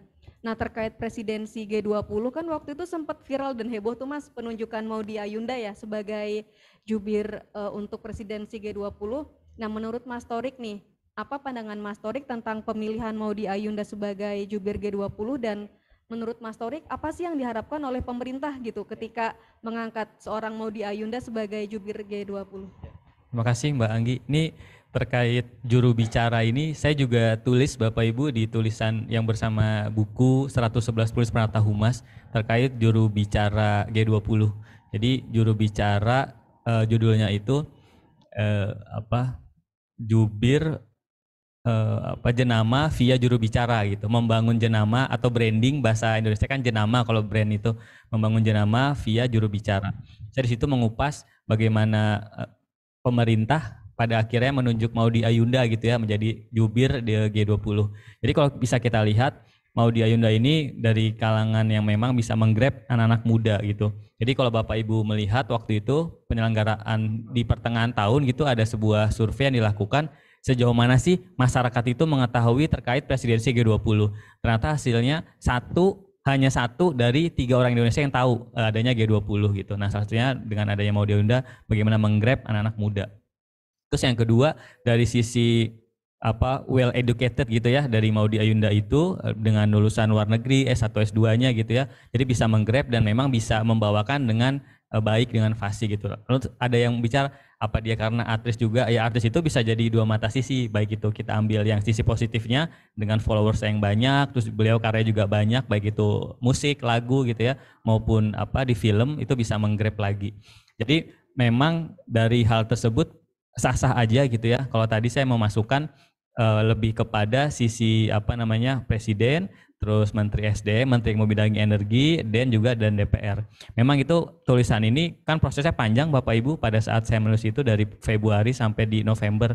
Nah di tengah jalan itu kalau tidak salah di April Mei gitu ya, ada atau Maret gitu terkait adanya juru bicara Maudy Ayunda. Nah di buku satunya lagi saya kupas kita berilah kesempatan kepada juru bicara G20 yang posisi dan notabene-nya artis, masih muda gitu, tapi memang well educated untuk bisa menyampaikan narasi-narasi tersebut. Nah jawaban saya adalah sah-sah aja Bapak Ibu. Nah kita juga belum tahu nih di ASEAN apakah ada juru bicara untuk ASEAN tersebut, jangan sama juga nih gitu. Nah kalau kita bisa melihat juru bicara di beberapa kementerian, bahkan ada kita melihat misalnya Kementerian Pertahanan, salah satunya misalnya Deddy Corbuzier gitu ya, mendapatkan pangkat tituler gitu, Letnan Kolonel kalau tidak salah, menjadi salah satu dari Kementerian Pertahanan gitu ya, yaitu di Angkatan Darat. Itu bisa juga dilakukan seperti itu. Nah apakah nanti ASEAN itu ada atau tidak, kita coba lihat saja, dan kalau misal ditanya itu sah-sah aja menurut saya. Terima kasih Mbak Anggi. Ya, terima kasih Mas Torik atas jawabannya. Jadi memang itu pernah diulas juga ya oleh Mas Torik di buku yang lain. Baik, kemudian di kolom chat juga sudah ada beberapa pertanyaan ya. Ini ada dari Pak Nasef _umum. Ini Pak Nasef ini punya 2 pertanyaan, satu untuk Mas Torik dan juga satu untuk Pak Emi. Pak Nasef, apakah bisa bertanya langsung atau saya bacakan saja?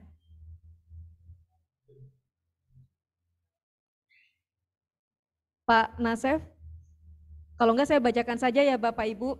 Jadi ini Pak Nasef bertanya untuk Mas Torik dan juga Pak Emi. Ini pertanyaan untuk Mas Torik ya.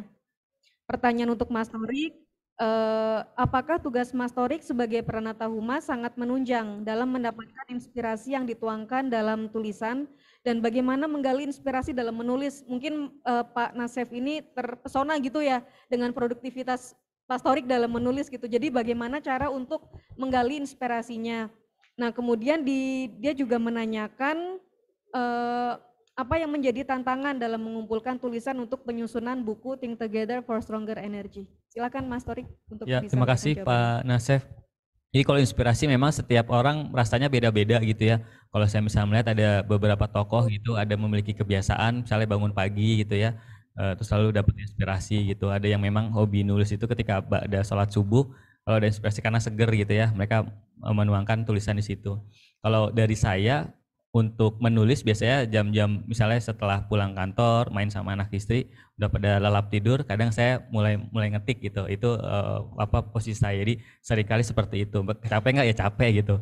Kadang kita targetin juga misalnya mau nulis buku ini kira-kira selesai kapan, atau misalnya kalau jurnal itu kan ada tenggat waktunya ya Bapak Ibu ya, dari jurnal tersebut pengelolanya ini paling lama kapan, ada review paling lama kapan.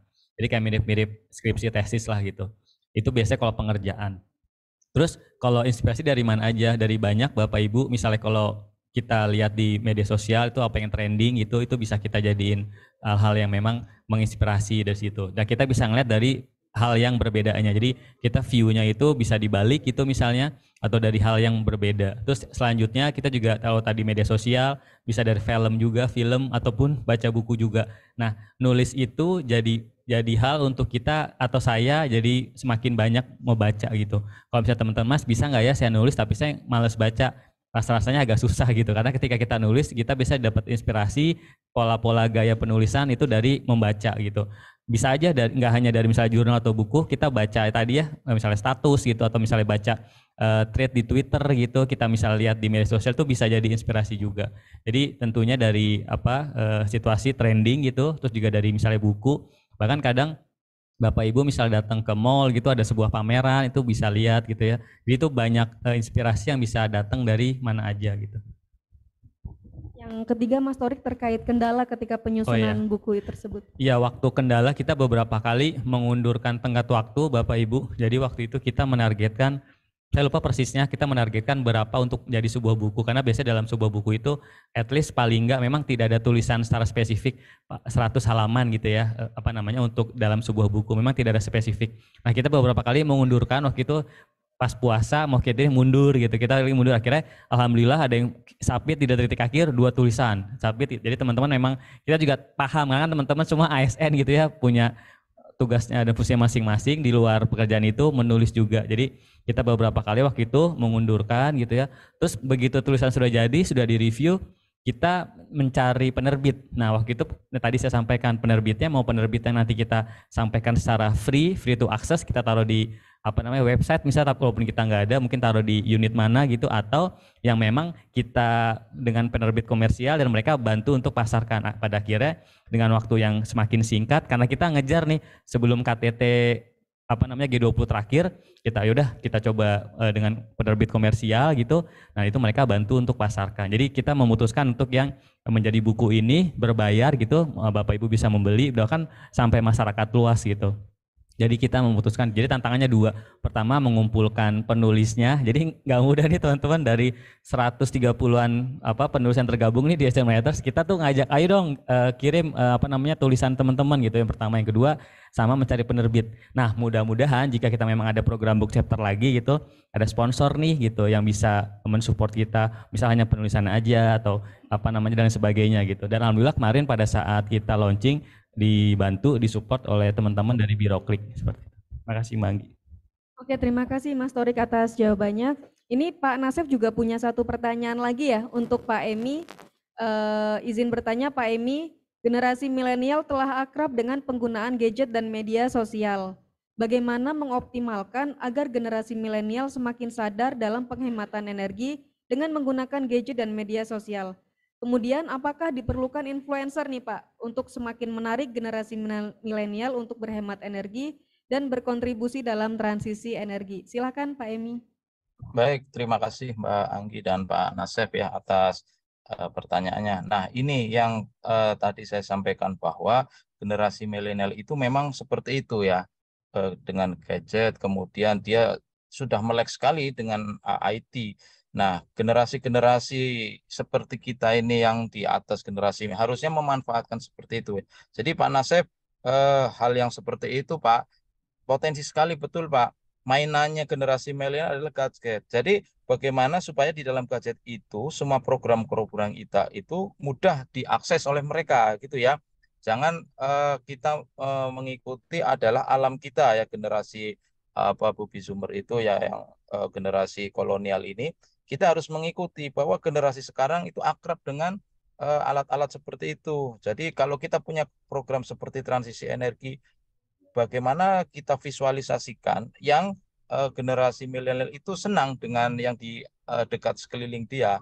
Jadi bisa jadi dengan media-media gadget itu kita sudah mulai beralih ya, tidak lagi kita konvensional. Apapun program kita, termasuk dalam hari ini adalah transisi energi tadi ya Pak ya. Ya, saya setuju ini dengan yang terdekat dengan generasi milenial, misalnya dengan gadget, dia itu tidak akan lepas yang ada di tangan dia. Hatta sekalipun dia bangun tidur itu tidak dicari anaknya atau tidak dicari istrinya, handphone akan dipegang lebih dahulu. Coba cek. Kalau ketika bangun tidur, itu yang akan dicari handphonenya dulu. Nah, ini berarti memang ketergantungan itu harus kita manfaatkan, gitu ya. Itu adalah potensi. Kita akan membuat program-program transisi energi itu yang bisa dimasukkan dalam aplikasi gadget tadi. Nah, kemudian apakah kita perlukan influencer? Ini seperti yang sekarang dimanfaatkan menuju tahun 2024. Hampir semuanya itu digerakkan oleh anak muda. Siapapun yang akan jadi caleg gitu ya, itu akan memanfaatkan seperti itu ya Pak Nasib dan teman-teman. Artinya kalau di Kementerian SDM ada program yang ingin sukses, jangan lupakan 25% di negeri ini anak muda. Jadi influencer itu penting juga supaya semua termotivasi seperti itu ya Pak. Jadi diperlukan, saya sangat setuju kalau misalnya diperlukan untuk menggagas influencer di bidang ke SDM-an itu, apapun itu ya, mau transisi energi maupun mobil listrik, motor listrik. Karena sekarang pun di istana tidak menutup diri, semua itu stafnya anak-anak muda semua nih Pak Jokowi. Ya, artinya kalau Kementerian SDM tadi sudah saya melihat ya Pak Torik menyampaikan juru bicaranya itu anak muda itu, dan punya pengaruh di usianya sehingga akan mendorong sukses G20 itu. Nah, itu salah satunya seperti sudah dibuktikan kemarin. Begitu Pak Nasib dan Mbak Anggi ya dari saya. Ya, terima kasih Pak Emi atas jawabannya yang sangat komprehensif ya. Saya buka lagi pertanyaan untuk yang hadir di ruangan. Apakah ada yang ingin disampaikan? Ya, silakan.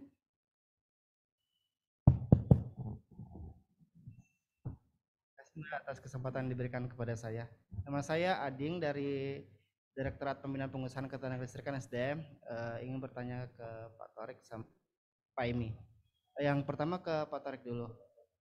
Dulu saya termasuk generasi non milenial. Soalnya dulu saya masih di sekolah, saya masih menghafal nama-nama menteri serta jabatan beliau. Ya. Yang saya pertanyakan perihal terkait kehumasan ya. Saya kadang bingung dengan pemerintah saat ini ya. Dulu kan kita kenal yang namanya Departemen Penerangan ya. Semua kebijakan strategis atau isu-isu strategis dari pemerintah pasti dari Kementerian Penerangan yang menyampaikan. Nah, sekarang saya lihat ini langsung sih ke kementerian masing-masing. Cuman masalahnya itu kadang menteri ini ngomong apa, menteri sana ngomong apa, presiden ngomong apa. Jadi nggak nyatu gitu loh. Jadi bagaimana sih sebaiknya dalam pemerintahan itu memberikan penyampaian ke masyarakat itu yang jelas gitu, supaya semuanya seperti terkoordinir dengan baik. Saya rasa di sekarang ini kan walaupun kita ada Kementerian Informasi Infokom ya, ada juga stafus kantor staf presiden, mungkin dari situ mungkin bisa dimanfaatkan gitu, atau mungkin langsung dari kementerian masing-masing, cuman koordinasinya itu bagaimana yang sebaiknya ya. Terus yang kedua dengan Pak Emi ya, saya ingin menyampaikan bahwa kalau saya membaca tadi hasil survei itu, saya menganggapnya larinya kalau bukan ke listrik dan air aja sih, karena kalau masyarakat sekarang memang apa-apa pasti matiin listrik kalau udah nggak dipakai ya saat ini ya. Jadi penghematannya karena energi listriknya. Tapi kalau masalah transportasi atau BBM itu malah mungkin udah lebih enak tuh beli motor sendiri, ya kan? 500.000 udah dapat motor, ya kan? Udah bisa kemana-mana itu. Jadi angka transportasi itu semakin tinggi tiap tahunnya. Jadi kalau mungkin dalam listrik mungkin oke, mereka paham dan langsung praktikal. Tapi kalau dalam yang lain ya ayo dong kita hangout kemana gitu, mau jalan kemana, makan kemana, liburan kemana, kita konvoi bareng-bareng, pasti mungkin masih kurang dalam hal seperti itu. Apalagi kan memang kendaraan listrik masih belum terlalu ini ya, terlalu banyak ya, terlalu berkembang. Gitu. Itu aja sih yang saya mau sampaikan, terima kasih. Mas Ading, izin Mas Ading, jadi pertanyaan untuk Pak Emi gimana ya Mas, apa ya? Iya, ini. Jadi ini apa ini khususnya ke listrik aja atau semua jenis sektor energi yang disurveikan di situ secara umum gitu? Kasih. Ya baik Mas Ading atas pertanyaannya. Jadi Mas Ading memberikan pertanyaan untuk Mas Torik dan juga untuk Pak Emi. Untuk Mas Torik itu Mas Ading menyampaikan kadang tuh ada perbedaan pernyataan ya antar menteri, dan bagaimana sih Mas yang seharusnya supaya narasinya tuh sama seperti itu. Silakan Mas Ya, Torik. terima kasih Pak Ading. Jadi ini kapasitasnya lebih ini lagi ya, lebih luas ya bagi humas pemerintah gitu ya. Nah, terkait hal tersebut Pak Ading, jadi memang ada namanya Impres 9 2015 terkait pengelolaan komunikasi publik yang pada saat Pak Jokowi itu terpilih ini tidak lama disahkan gitu. Ini bagaimana maintain tadi yang Pak Ading jelaskan, dulu ada penerangan, Jubira itu Menteri Penerangan gitu ya. Terus juga pernah juga Mensesnek, mungkin kalau Pak Murdiono gitu ya, bagaimana beliau menyampaikan kebijakan-kebijakan satu pintu istilahnya gitu ya. Nah, di Impres ini gitu ya, diamanatkan bahwa setiap kementerian lembaga itu menyampaikan data dan informasi terkait program kebijakan ke Kominfo, dan ini sudah berjalan Pak. Kita ambil contoh misalnya pada saat G20 kemarin, jadi ada Kementerian Kominfo dan Kantor Staf Presiden menarasikan tuh bahasanya orkestrasi gitu. Nanti yang mau nyanyi siapa, menteri mana misal gitu yang mau menyampaikan, karena orkestrasi kan penyanyi berarti itu monggo saja. Nah, untuk kemarin yang 3 subtema besar itu adalah transisi energi, salah satunya adalah Menteri SDM yang menarasikan gitu ya. Walaupun nanti ada tuh, kan mereka ada Sherpa Track sama Finance Track, itu ada tuh siapa saja juru bicara yang boleh menyampaikan. Terkait transisi energi salah satunya dengan Menteri SDM.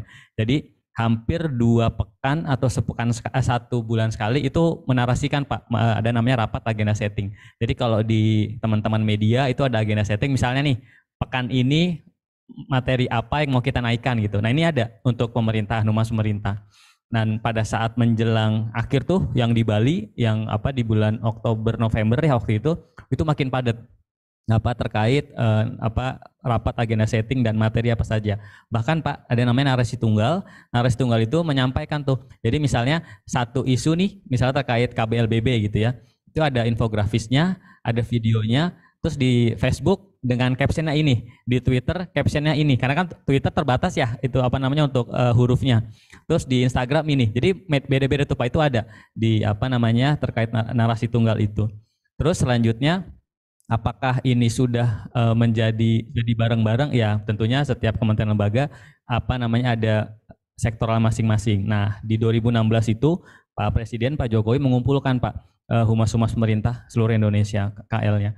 Beliau menyampaikan salah satu arahan yang saya tangkap adalah tidak ada lagi ego sektoral, tapi kita bareng-bareng sinergi. Nah, jadi mungkin tadi Bapak sampaikan, iya betul. Pada saat sebelumnya memang ada menteri ini gini, kok menteri ini gini gitu. Jadi kita pemerintah juga, tapi kita lihat di media kok kayak nggak sinkron nih. Tapi sejak arahan beliau itu memang ego sektoral itu dihilangkan gitu.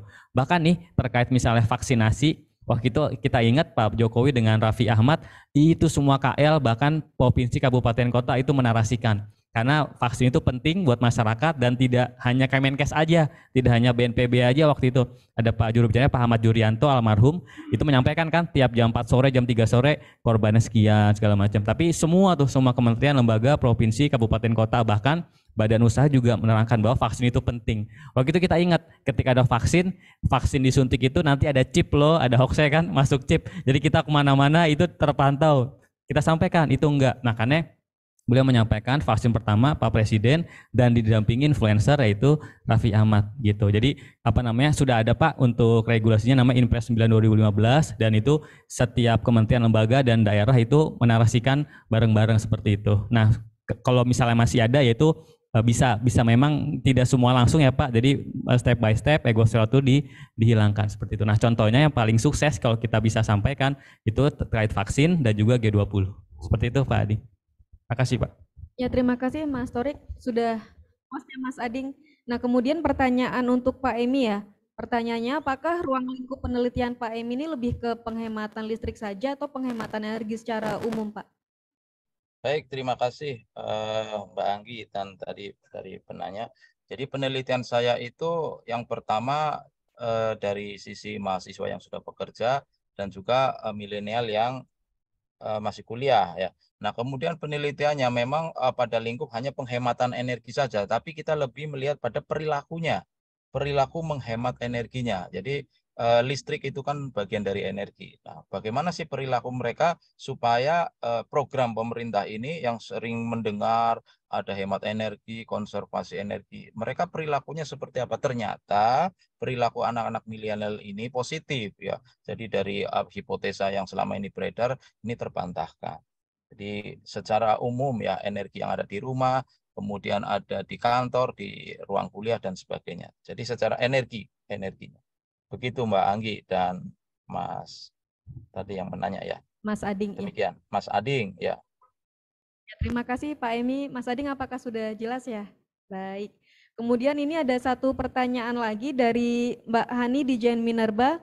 Mbak Hani apakah ingin bertanya langsung kepada narasumber atau saya bacakan ya? Minta tolong dibacakan aja. Oh, dibacakan saja, baik. Jadi ini pertanyaan dari Mbak Hani kepada Mas Torik. Jadi Mas Torik, bagaimana tips, trik, dan langkah-langkah saat akan membuat buku public relations-nya? Bagi kami para pemula ingin sekali menelurkan sebuah buku juga yang bisa bermanfaat untuk masyarakat sesuai dengan kompetensinya. Silakan Mas Torik. Ya, ini Teh Hani juga SDM Writers dan salah satu penyusun buku juga Bapak Ibu. Boleh aplausnya Bapak Ibu. Teh Hani dari Minerba. Kemarin yang tektokan ke penerbit beliau gitu ya. Jadi beliau paham sekali bagaimana tektokan ke penerbit. Nah, terkait pertanyaan itu memang untuk bikin sebuah buku masing-masing penulis itu beda-beda. Kalau saya gitu ya, saya melihat kira-kira buku apa sih yang misalnya masih jarang. Waktu saya di Humas Pemerintah, di Pranata Humas, saya masih jarang melihat bahwa ada panduan nih, panduan praktis teman-teman Humas, Pranata Humas dan Humas Pemerintah step by step-nya gitu. Di situ saya kumpulkan apa aja, misal mulai dari strategi komunikasinya, bahkan sampai di akhir itu ada audit sampai memitigasi krisis seperti apa. Nah, saya coba benchmark Teh Hani ke beberapa negara gitu ya, melihat panduan-panduannya seperti itu, misalnya ada di Inggris, ada di Australia, di Belanda gitu, melihat Afrika Selatan apa saja sih yang mereka sudah ada. Tentunya kita kayak semacam mengambil sebuah, kalau kita bikin puzzle, ini satu Inggris di sini gitu ya, ini Australia di sini, terus kita cocokkan juga nih yang di Indonesia udah ada apa belum. Nah, kita coba susun puzzle itu menjadi sebuah buku. Nah, waktu itu memang yang lama itu adalah riset untuk itunya, hampir 1,5 atau 2 tahun ya kira-kira saya mencari itu, dan itu tadi kita bekerja sebagai ASN, ngatur waktunya, manajer segala macam. Pada akhirnya di pertengahan tahun kemarin itu kita launching seperti itu Teh Hani. Semoga membantu dan ayo Teh Hani nulis bukunya disegerakan.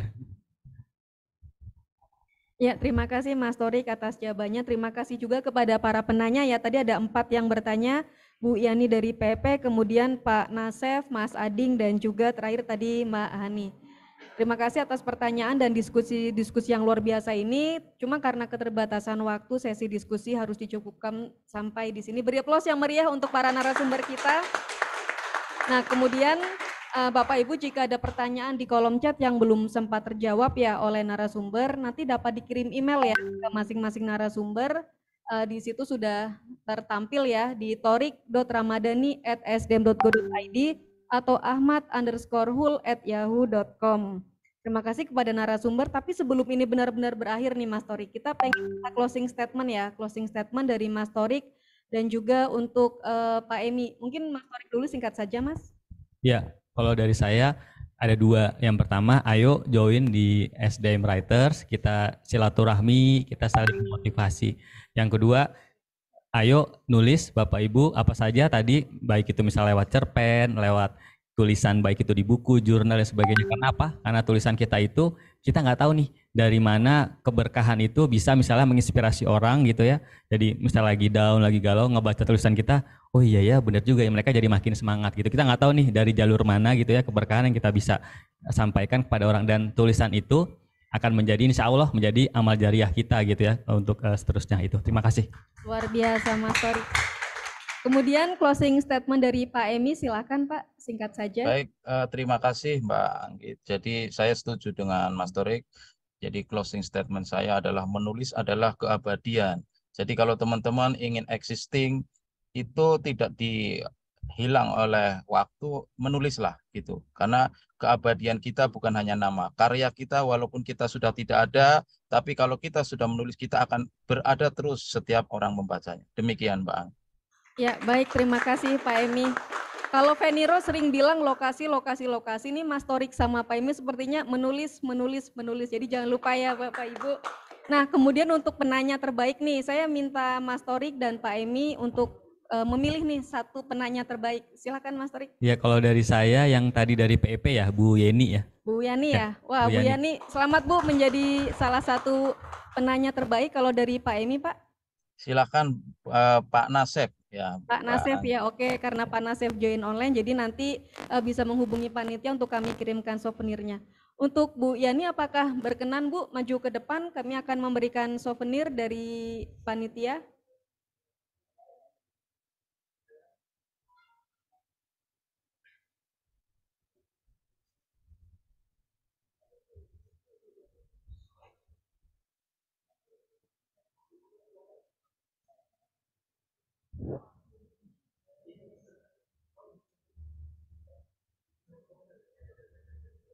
Jadi sekali lagi untuk Bapak Ibu para peserta webinar, kalau ada pertanyaan yang belum sempat dijawab oleh narasumber, bisa mengirimkan email di torik.ramadhani@sdm.go.id atau ahmad_hul@yahoo.com.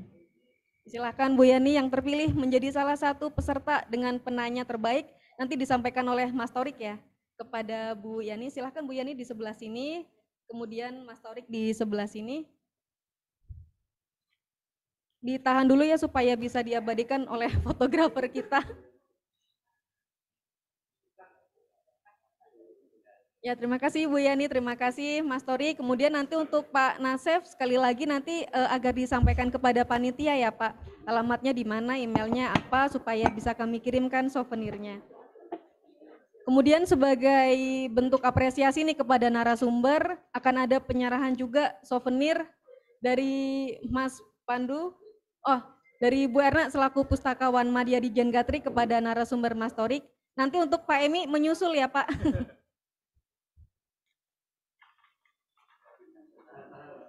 Ditahan dulu, ditahan. Ya, terima kasih Mas Torik, Pak Emi, dan juga para peserta webinar pada hari ini. Kami mengucapkan selamat kepada para penanya terbaik, semoga bermanfaat dan apresiasi yang setinggi-tingginya bagi para narasumber kita yang luar biasa. Beri aplaus sekali lagi Bapak Ibu dan teman-teman. Bapak Ibu peserta webinar bedah buku, dengan demikian berakhir sudah acara kita pada siang hari ini. Kami berharap acara ini akan bermanfaat dan pastinya memberikan inspirasi kepada kita semua. Kami informasikan bahwa link daftar hadir, unduh materi dan sertifikat dapat diakses pada link yang telah di-share panitia di linktree/perpusgatrik. Nah, bagi Bapak Ibu yang tertarik dengan literatur dengan tema seputar ketenagalistrikan dan energi baru terbarukan, dapat menghubungi Pustakawan Dijen Ketenagalistrikan. Tadi ada Bu Erna dan juga ada Mbak Dina Andriani. Dan untuk mengetahui informasi terkini pada buku-buku terbaru, bisa follow akun Instagram Perpustakaan Dijen Gatrik di @perpusgatrik atau dengan mengakses website Perpusgatrik di gatrik.sdm.go.id/perpus.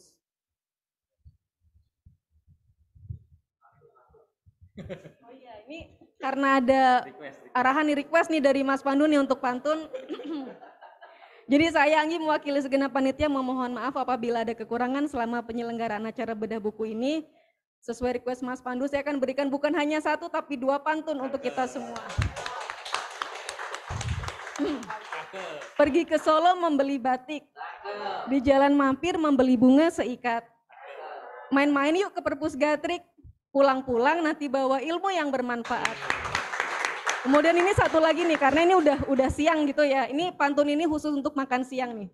Kalau ada sumur di ladang, bolehlah kita menumpang mandi.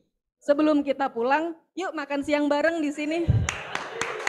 Wabillahi taufiq wal hidayah. Wassalamualaikum warahmatullahi wabarakatuh. Waalaikumsalam warahmatullahi wabarakatuh. Mbak Anggi izin live.